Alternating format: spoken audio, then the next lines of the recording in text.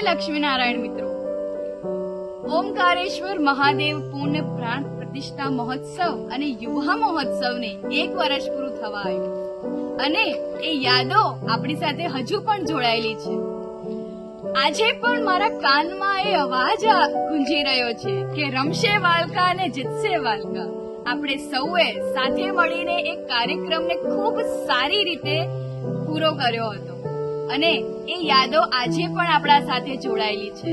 ભલે આપણે હમણાં વાલકામાં નથી, આપણા ઘરે છીએ, પણ આજે પણ આપણે વાલકાની એટલી જ યાદ આવે છે.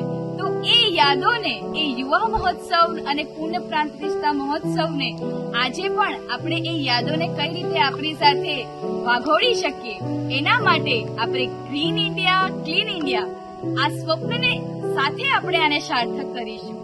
તો હું તો મારા પરિવાર સાથે વૃક્ષારોપણ કરીશ અને જ્યારે આપણે એ વૃક્ષને જોશું ને ત્યારે આપણે આપણા વહાલા વાલકાની યાદ આવશે.